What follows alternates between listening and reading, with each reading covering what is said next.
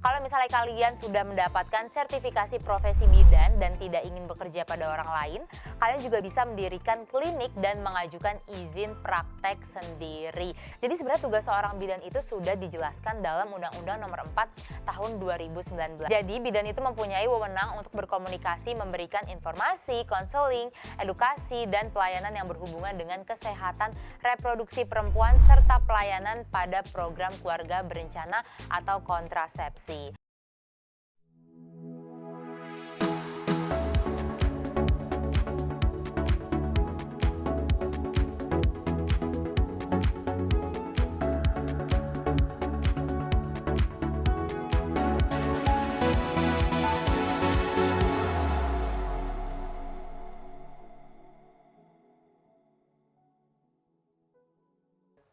Hai teman-teman milenials, ketemu lagi bersama aku Putri Andriana, tentunya di Items informasi ke teman-teman milenial hanya di Mata Milenial Indonesia TV, matanya Indonesia. Gimana nih kabarnya teman-teman? Semoga selalu dalam keadaan yang sehat dan juga happy ya. Karena aku nih belakangan ini lagi happy banget. Kenapa?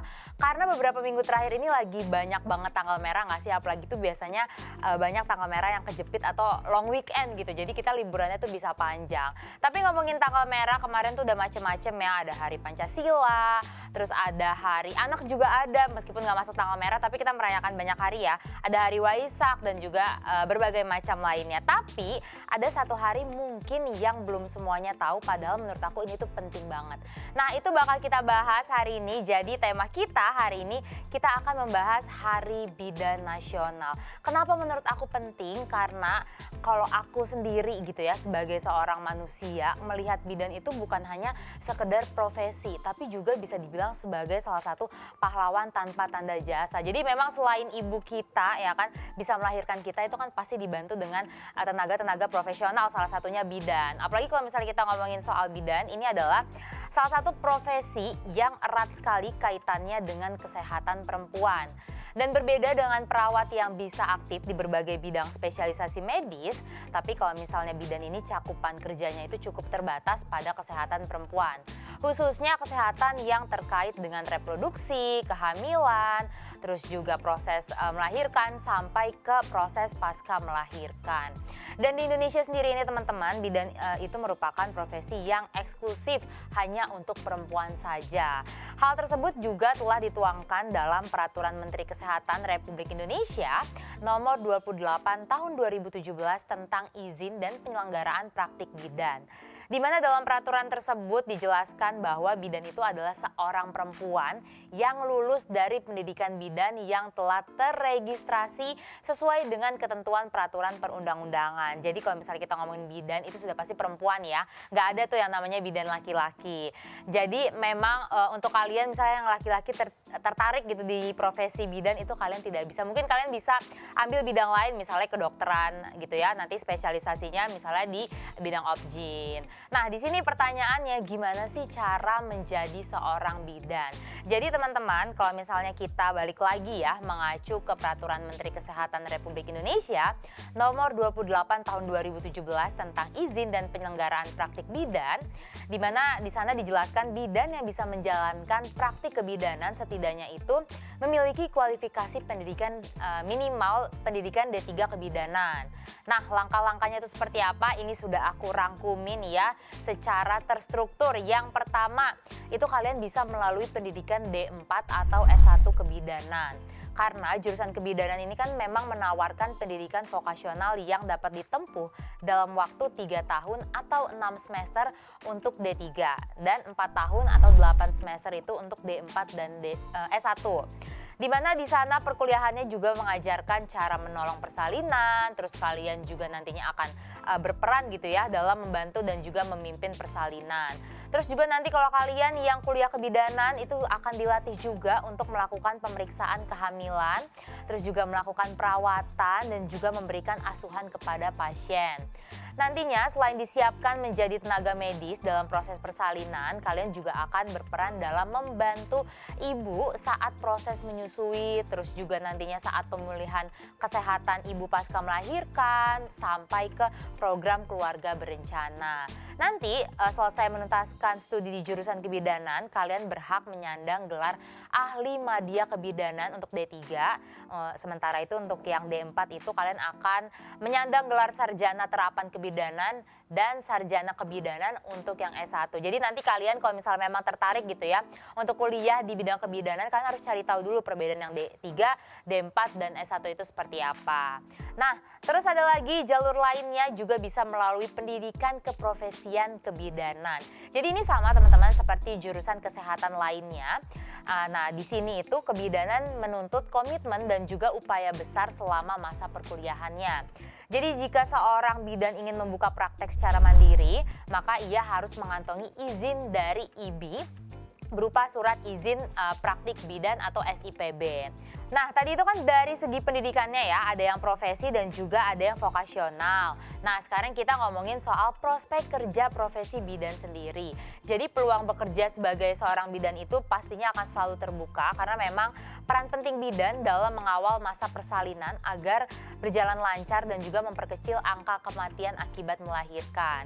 Di mana di sini profesi bidan dibutuhkan di berbagai fasilitas kesehatan seperti klinik dan juga rumah sakit. Kemudian juga bidang berperan sebagai penyuluh kesehatan maupun penyuluh keluarga berencana.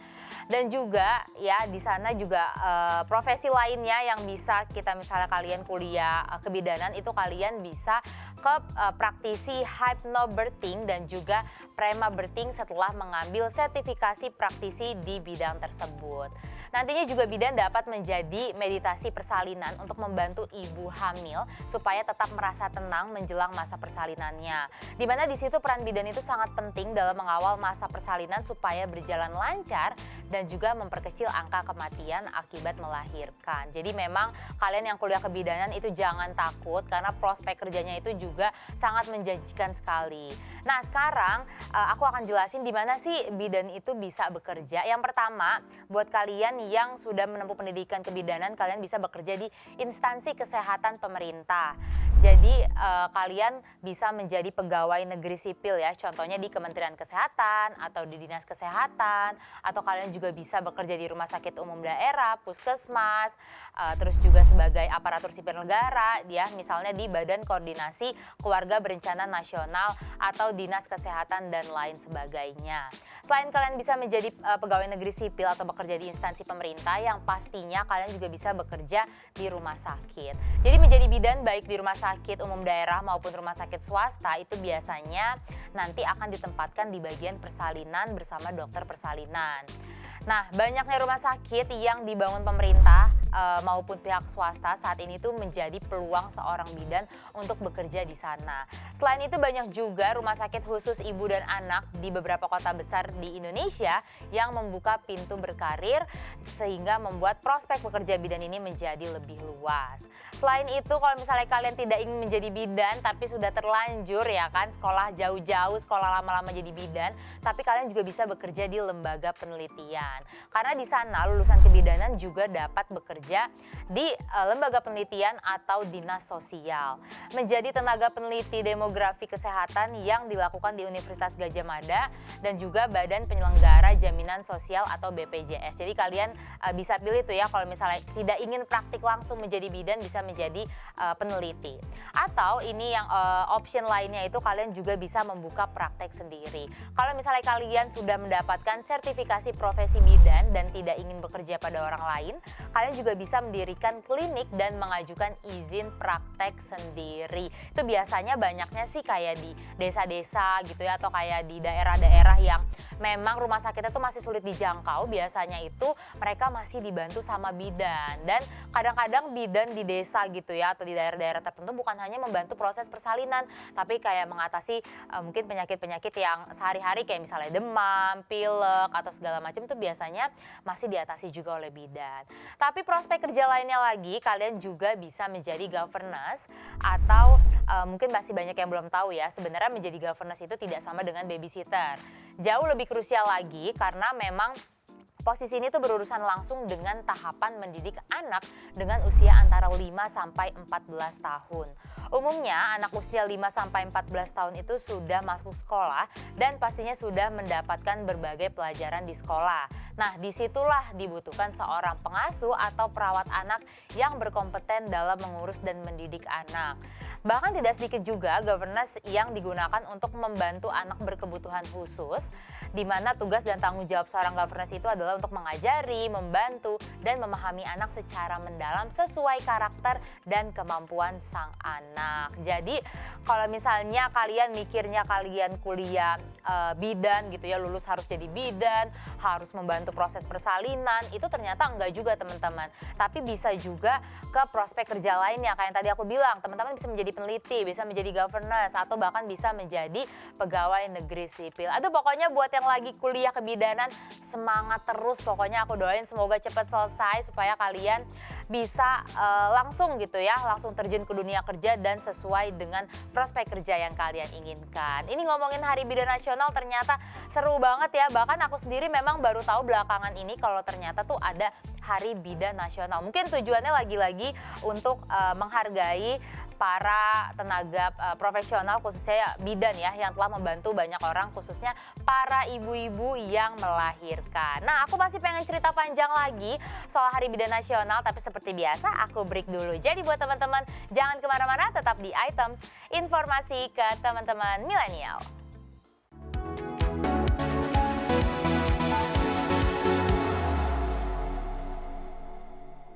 Oke teman-teman milenial, balik lagi bersama aku Putri Andriana, pastinya masih di Items, informasi ke teman-teman milenial. Dan lagi-lagi aku balik lagi ke kalian untuk melanjutkan perbincangan kita mengenai Hari Bidan Nasional. Kalau tadi di segmen awal aku udah jelasin seperti apa sih prospek kerja bidan di Indonesia khususnya ya, dan seperti apa sih prosesnya kalau misalnya kita tertarik menjadi bidan. Nah, di segmen ini aku mau ngomongin soal sejarah Hari Bidan Nasional. Jadi kalau ngomongin Hari Bidan Nasional itu erat banget kaitannya ya teman-teman dengan berdirinya Ikatan Bidan Indonesia atau IBI. Jadi pembentukan IBI ini berawal dari penyelenggaraan konferensi bidan pertama di Jakarta pada tanggal 24 Juni 1951. Dan saat itu sejumlah bidan senior di Jakarta mendirikan IBI dalam misi menggalang persatuan dan persaudaraan antar sesama bidan. Konferensi bidan pertama tersebut telah berhasil meletakkan landasan yang kuat serta arah yang benar bagi perjuangan bidan selanjutnya, yaitu dengan mendirikan sebuah organisasi profesi yang bernama Ikatan Bidan Indonesia atau biasa disingkat IBI. Berbentuk kesatuan bersifat nasional dan juga berasaskan Pancasila dan Undang-Undang Dasar 45 pastinya ya. Pada konferensi IBI tersebut itu juga dirumuskan tujuan-tujuan dari dibentuknya IBI. Yang pertama yaitu menggalang persatuan dan juga persaudaraan antar sesama bidan serta kaum wanita pada umumnya dalam rangka memperkokoh persatuan bangsa. Terus yang kedua, membina pengetahuan dan keterampilan anggota dalam profesi kebidanan khususnya dalam pelayanan kesehatan ibu dan anak serta kesejahteraan keluarga. Terus yang selanjutnya juga misinya membantu pemerintah dalam pembangunan nasional, terutama dalam meningkatkan derajat kesehatan masyarakat. Dan selanjutnya lagi yaitu meningkatkan martabat dan kedudukan bidan dalam masyarakat. Jadi saat itu para anggota IBI itu tergabung dalam Kongres Wanita Indonesia atau dulu itu disingkatnya KOWANI teman-teman. Dan sejalan dengan hal tersebut, pada akhirnya IBI turut mendukung berbagai program yang dijalankan oleh KOWANI, khususnya dalam misi meningkatkan derajat kaum wanita di Indonesia.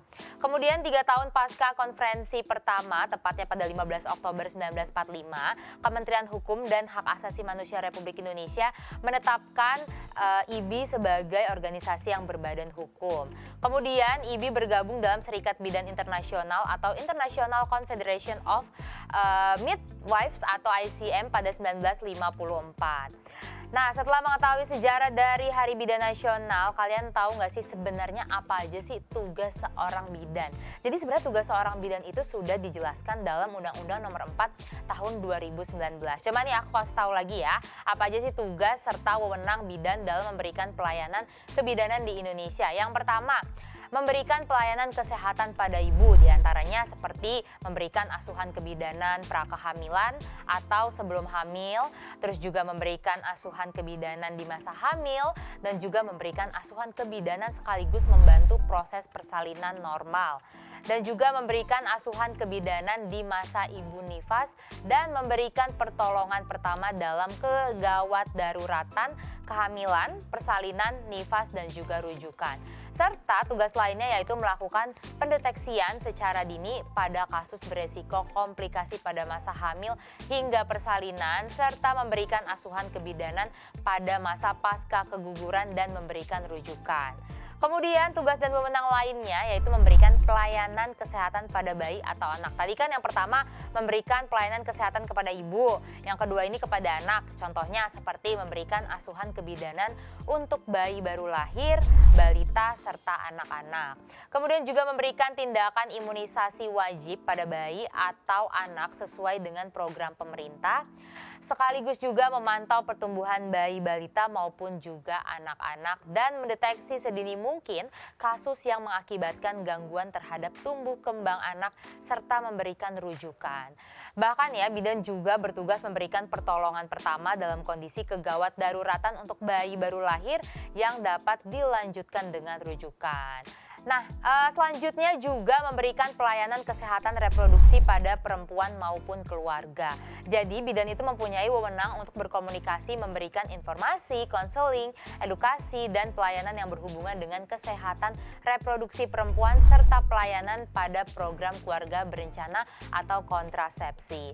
Selanjutnya tugas lainnya yaitu melaksanakan tugas berdasarkan pelimpahan wewenang. Jadi bidan mempunyai wewenang untuk memperoleh pelimpahan wewenang dari dokter yang bersifat mandat atau delegatif. Nah, itu mungkin sifatnya juga relatif tergantung dari masing-masing dokter. Biasanya dokter persalinan gitu ya, memberikan tugas kebidannya itu seperti apa. Selanjutnya bidan juga berhak dan wajib melaksanakan tugas dalam keadaan terbatas tertentu. Jadi bidan ini berhak melakukan pelayanan kesehatan kebidanan meskipun di luar kewenangan, tapi pastinya harus sesuai dengan kompetensi supaya mencegah serta menolong resiko kematian. Dan tentunya tugas bidan itu tidaklah sesempit membantu melahirkan dan mengasuh bayi yang baru saja dilahirkan, tapi di sini bidan juga berperan dalam mendidik masyarakat terkait edukasi pranikah, bahkan sampai mengembangkan pelayanan dasar kesehatan di wilayah kerjanya hingga membimbing masyarakat dalam program-program kesehatan yang dilaksanakan secara nasional seperti keluarga berencana atau KB dan program-program lainnya. Jadi kalian sampai sini sudah kegambarkan betapa luasnya pengetahuan yang dibutuhkan oleh seorang bidan, bukan hanya membantu secara teknis saja dalam proses melahirkan, tapi juga harus bisa memberikan edukasi bahkan prahamil hingga pasca hamil. Bahkan bukan hanya itu aja, anak-anak juga mulai dari bayi baru lahir, ke balita sampai ke anak-anak mungkin sebelum dewasa ya, itu juga ada tugas dan wewenang para bidan di situ. Jadi aku sangat berterima kasih kepada para bidan khususnya di Indonesia ya. Aku acungkan jempol, aku mengucapkan terima kasih karena mungkin kalau misalnya ada seorang ibu yang melahirkan tanpa dibantu tenaga profesional, salah satunya bidan, mungkin resiko-resikonya akan lebih besar ya. Tapi dengan dibantunya dengan bidan, ibu-ibu mungkin yang minim pengetahuan, yang tidak tahu bagaimana sih caranya menjaga kesehatan prahamil hingga pasca hamil itu, dan dibantu dengan bidan yang menurut aku pokoknya jasanya itu luar biasa banget. Jadi buat teman-teman milenial atau mungkin Gen Z gitu ya, yang baru lulus SMA terus bingung mau kuliah di mana, mau kuliah apa, mau jadi apa, mungkin kalian bisa mempertimbangkan profesi bidan ya, karena kayaknya selain menanam ilmu, kalian akan menanam amal dan juga pahala ya, karena membantu banyak orang. Dan aku setuju banget, prospeknya itu sangat luas karena sampai kapanpun manusia itu akan terus melahirkan, akan membutuhkan tenaga bidan ya kan, karena kan manusia akan terus bereproduksi gitu ya, dan butuh ilmu-ilmu parenting, dan itu biasanya bisa dibantu oleh bidan. Nah itu dia teman-teman, jadi tadi sejarah kenapa adanya Hari Bidan Nasional di Indonesia. Jadi ini penting banget kita harus tahu ya. Meskipun mungkin tidak merayakannya dengan hari libur, tidak melakukan upacara atau tradisi-tradisi apapun, tapi Hari Bidan Nasional ini perlu kita ingat sebagai rasa terima berterima kasih kepada para bidan di Indonesia. Nah, itu dia ya tadi sejarah bidan, terus juga ada tadi sebelumnya sudah profesi-profesinya, prospek kerjanya seperti apa. Jangan kemana-mana, tetap di Items, informasi ke teman-teman milenial.